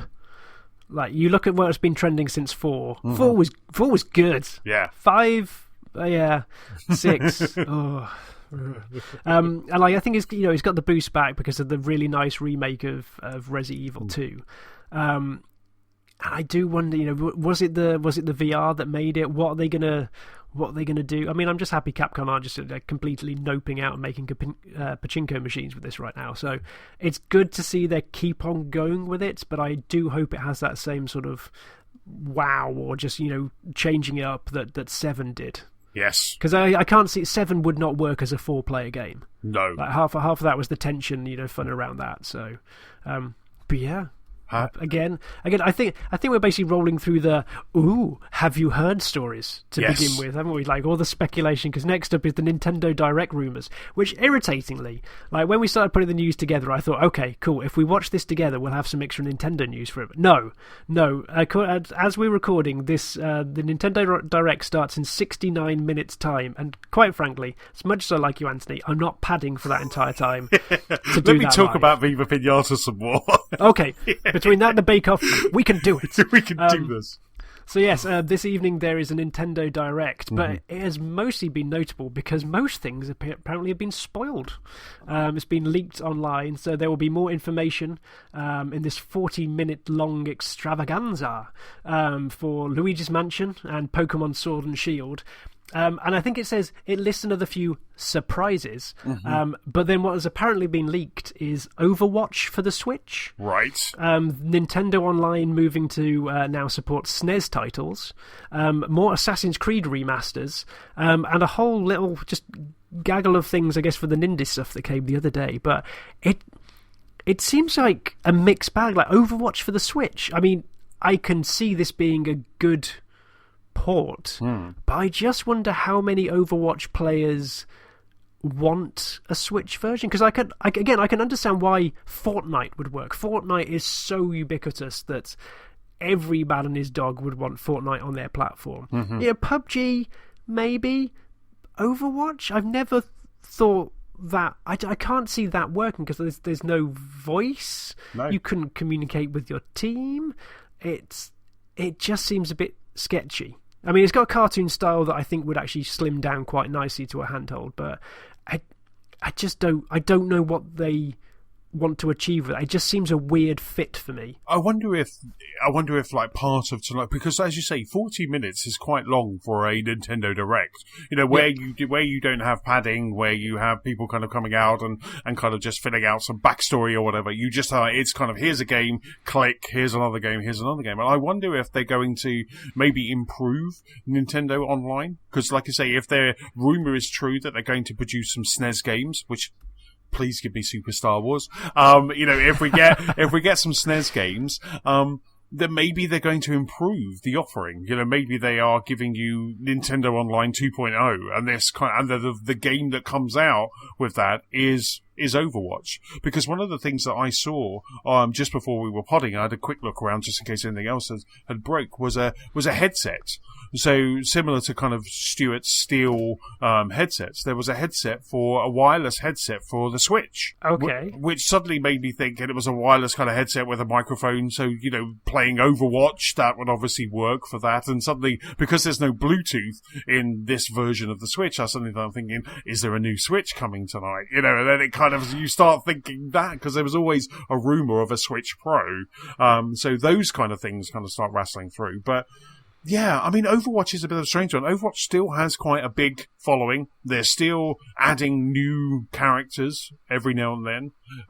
But yeah, it's just with a Nintendo Switch where it's really kind of more of a portable game, I don't see how these online games work, because I can't sit on the train from Tunbridge Wells to London and play an online game. You know, I wouldn't be able to play xCloud. I wouldn't be able to kind of do that, because the network at the moment is just not up there. It's just not up to kind of keep me constantly connected all the way from on my train journey every day if I went in every day. So I'm with you. I kind of find this a bit of a head scratch. I would have thought maybe Apex before Overwatch, as that's kind of more of a bit of a new hotness. The new hotness. Yeah, exactly. But so it's a bit of a weird one. But so I don't know whether it's going to start. I hope it's the start of more collaboration with Blizzard. I mean, I'm not expecting, you know, WoW Classic to appear on the Switch, as much as I'm resisting that right now. But if you move on, like something like Hearthstone, I think Hearthstone would be a really nice addition. Yeah, you've still got to have the online aspect always on, but it seems a far more sensible port. I don't know. Maybe there is something more in the offing. Like, I guess they had the Diablo stuff, and it's just another one down that line. Whereas the Assassin's Creed ports, okay, that makes sense. There's history, and, you know, Ubisoft are good at porting, you know, solid versions over at that point. But yeah, it's just a curious one. It's just a curious one. So we will find out. Well, by the time this is up, our speculation will be put to bed. So no more rumours. I did see the Sinking City. Is it called Sinking City? Sinking City? I don't think that's necessarily. I think that said it's going to come out on the Switch. Right. So yes, yeah, that should be. I've heard interesting things about that. To be honest, I think the Lovecraftian tone, bit of an open world exploration game, complete with your own bit of bigotry and racism apparently as well, you know, classic at Lovecraft. So could be an interesting one if it comes out on that. But yeah. Although, to be honest, if it's just got 20 minutes of Luigi's Mansion, that's just you happy. Actually, do you know what? I avoided. One of my friends at work was sending me like a link to a half-hour gameplay section they did at E3. Oh wow! And I've almost, like with films that I really want to watch, I'm avoiding the gameplay now for Luigi's Mansion. Like, I know I'm going to play it. I know it's going to be a day one purchase. I'll probably take the day off for it. So why? Yes. Why would I watch anything more now? I've seen the juicy trailer to get me excited. So absolutely, I saw an advert for the Switch Lite, which I think comes out of the UK, or it's either out already. But there's an advert going around on TV for the Switch Lite, and they just have a little bit of gameplay of Luigi's Mansion, and it looks so good. It just looks so good. It just looks so. It's going to be great to play that on Halloween. Because it's coming out on Halloween, isn't it? It's like, yes, it's going to be so perfect. Good. It's just going to be so good. A big bowl of jellies and that. So I was just trying to look to see if there was anything else that kind of broke while we have been talking. But like I say, it's an hour away as I look at the clock. It's only an hour away, but it's going to be, I think, are you going to stay up? Are you going to watch it? To be honest, I go off and play Control. Yeah. Have it on another screen. I'll watch it tomorrow morning over Shreddies. So, I got my days wrong because I kind of thought that Gears 5 was out like at midnight tonight. So I thought, oh, this is really cool. I can watch the Nintendo. It is, isn't it? No, I think it's kind of 9 o'clock tomorrow. I've got a lot of friends currently on Twitter charging their controllers. All right. See, I kind of... Maybe it is. Maybe it's 9 tomorrow because that's midnight somewhere. Yes. Yeah, I think it's 9 p.m. I'm sure it's 9 p.m. tomorrow. When I looked, because I thought it was the 5th, but when I looked, it was more of the kind of. So I don't know because I'm going to get it through When does Ultimate. Gears 5 go live? Let's have a look. There's- Oh no, Gears 5 servers go live at 9 p.m. on September the 5th. Yes. In whatever time zone you live in. Oh, okay, that's cool. Yeah.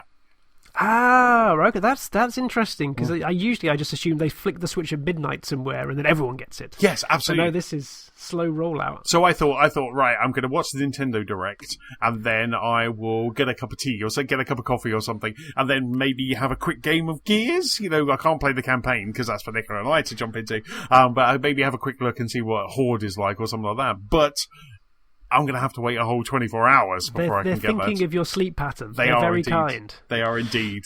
So we've got Friday evening is earmarked for Gears to kind of go start hitting the campaign. Oh, I don't know. I think I want to try and I think I'm going to try and get through Control first before Yes. loading that. If are you going to do you're going to do the campaign before going to Horde? Yes.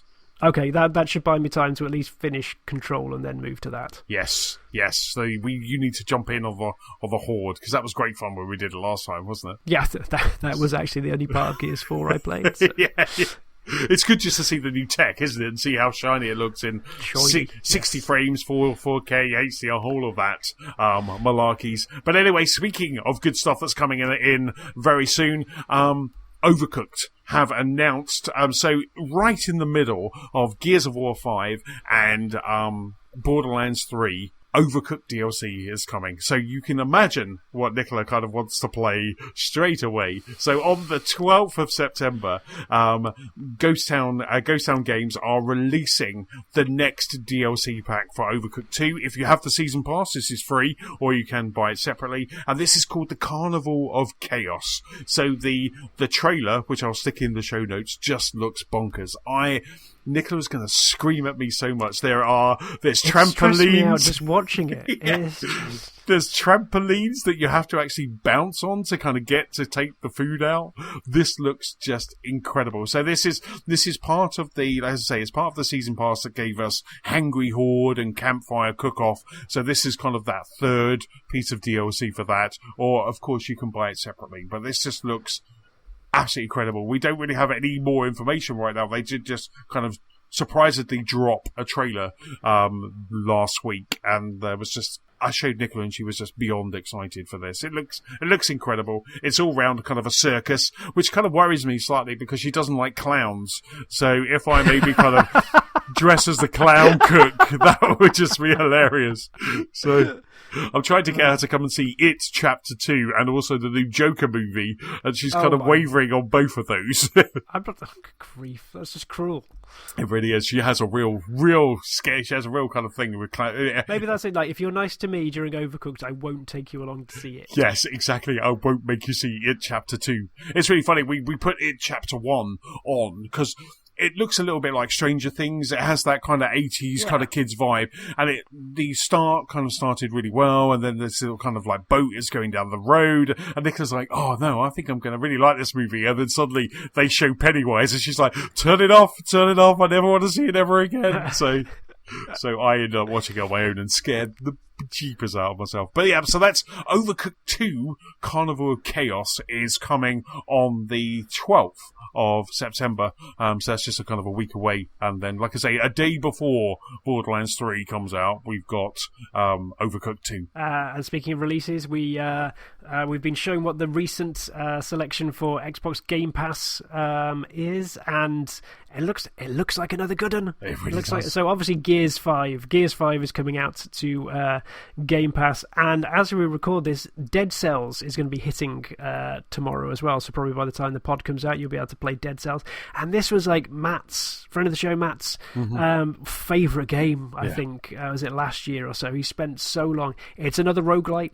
It's another platformer, the pixelated game, but it is so good. It's so good. It's got fluid movement, combat. It's really simple things like you can tuck and roll past enemies, so you can do speed runs by simply just trying to dodge and avoid attacks. But again, you try and power up, select your special weapons, and get as far as possible. But it is just such a nice, tight package. It's really good, really good. I was saying earlier, I got a bit. I didn't like that our run would take a few hours, like a couple of hours, so it just felt like I was investing too much for failure. But yeah, it's good. It's good. Metal Gear Solid HD Editions 2 and 3 coming out as well. But the one I'm looking forward to is Creature in the Well, which is coming out, I think, this Friday. And it's a top-down, pinball-inspired hack-and-slash dungeon crawler. And I've been seeing previews of this lurking around, and to be honest, like, those combination of words, I am just intrigued. Yes. So I think if I understand the premise right, you are some sort of robot warrior that can have two different arms that are effectively swords that try and bat these balls back and forth across arenas to just batter and barge and precision shot your way through to get further and further. And I think you get upgrades on your arms or so. But it just sounds weird. And after playing, what was it, Yoko's Express on the Switch last year, which was a pinball platformer, I now want to see what they do with the pinball hack and slash. Like, is this just going to be pinball RPG that was on the NES, like just with higher res graphics? I don't know, but I'm intrigued, and it sounds. It's not getting amazing reviews, but it's enough to make me want to play it. So Gears is coming out, and then Enter the Gungeon. I've had a lot of people say good things about Enter the Gungeon. It's been lurking on a couple of I should get it lists for a while, but I guess I'm running out of excuses at this point. And then finished off with Goner, which is another roguelike type element platformer type thing. But I played this ages ago, and I can't remember what platform it was on. It might be on the Xbox. I might find I've already got this. I'm not quite sure. But it's a nice little light-hearted one where you can do a run in a good few minutes, and you're jumping with different guns to try and blast your way through and just evade through platformers. Again, it's worth a go. If you've got it, give it. So the indie game aspect of this, I'm really looking forward to. It's Creature in the Wild, Enter the Gungeon, Goner. It's a good batch. It's a good batch this month. Yeah, absolutely. Whoever is curating this list, hats off to you, because it is a good, it is really. I mean, I played Dead Cells same time as you guys, but we played it on the Switch. So kind of, I think Stu got it on Xbox, but kind of just jumping back in. It's similar to Slay the Spire. The only thing with Dead Cells is, you're right, it is kind of quite a big time sink, but it also, I felt that it kind of took me about an hour before I started getting kind of starting weapons that I really would like. Yeah. And so you had to die a lot and just to get kind of a really good combo set. But once you did that, it was just so much fun. But yeah, I'm same as you. Creature in the World kind of, and Enter the Gungeon. Both of those, I just cannot wait to just kind of have a bit of a. Like they're almost like a little bit of a side order for Gears and Borderlands and things like that. Kind of Overcooked and Enter the Gungeon and Creature in the World. Yeah. They're just that side order that you can just play when you maybe need a break from all of those. And it's just like, it looks so good. It just looks so good. It's such a great list. And all of those, apart from Metal Gear, are coming to the PC one as well. So it's a good, consistent across the board. Yeah. That's it for that. I just want to throw a call an audible as well. Did you see that Telltale are coming back? Yes, I did. So I think it's like a Nordic Games bought THQ sort of style job. So someone has bought the Telltale name and is trying to resurrect it, I guess, and try and get some business going again. Yes. But I always find it fascinating when these sort of plays happen, because there's obviously some innate value in the name itself, but you just got to wonder what's left. Because I thought like the IPs would have gone back to their original holders or if sold on to anyone else. So you just got to wonder where is this coming from, because, well, it's not really a name that resounds. I figure like THQ or something like that, you've got a name on a box that people might see. You know, it's always there before like the WWE logos or something like that. But it was always the Walking Dead, or it was always the Minecraft that I thought sold the games. Yeah. Rather than it's from Telltale. But yeah, it's a curious one.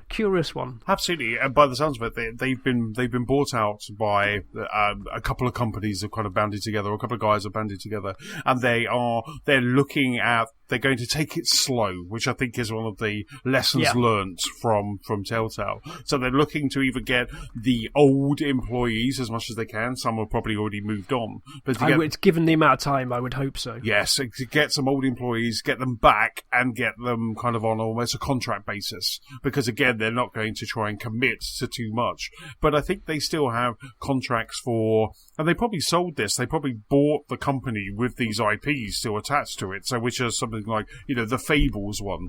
So we were going to get the Wolf Among Us Season 2. We were going to get that. And you can imagine that was probably quite far on. Even if it was just in story, it was probably quite far on. And I think they still have a Batman as well. Oh, my word. Yeah, I am almost shocked that these IPs stayed with them, or at least these contracts at that point. But, yeah... But anyway, yeah, it'd be interesting. I'm very glad they're saying they're going to build up slowly, though, because that was the ruin of the last management team. So yeah, they just need to work on the tech, make sure they've got solid tech, and then don't try to, because if you remember way back when with Telltale, they had some hits before Walking Dead, but it was when Walking Dead was basically just getting every award that year, you know, and they were taking it nice and slow, but then suddenly you just imagine in behind the scenes, either people were saying, oh, we want you to make this game, or they were just going out and going, yeah, we can do that, and they completely overstretched. And as you say, I really think that was kind of the downfall of them, that they just kind of just overstretched and ran out of money and capital quite quickly because they were trying to do just too much. So it was quite nice to kind of see that happen. It was unfortunate that all those people had to lose their jobs just to have this company we bought again. But it could be a good thing. We could see a new Telltale, and we could see Wolf Among Us 2 come out, which I was quite excited for. Yeah. Fingers crossed this works out. Excellent stuff. So that is about it for the news. Huge thank you for listening, James. Thank you very much for pulling up a mic. Pleasure, sir. Pleasure as always. Fantastic. Don't forget you can keep up with us at gamerslostspark.com. You can also find us on Facebook and Twitter. We're @LostSparkPod. You can find us on YouTube at Gamers Lost Spark, PS4 Community and Xbox One Club. James, where can people catch up with you, sir? I am Big Sheep on Twitter, Xbox Live, PSN and Nintendo. Excellent stuff for me. I am Chessman on Xbox Live and Nintendo Switch, PS-Chessman on the PlayStation Network, and Chessman UK on Twitter. Don't forget, if you have any feedback or you have any questions for us, please send it to our email address. That's feedback@gamerslostspark.com. That's about it, James. Let's get ready for that Nintendo Direct. I'll go and warm up the hot chocolate ready. Oh, yes. Superb. Thanks very much. Bye. Bye.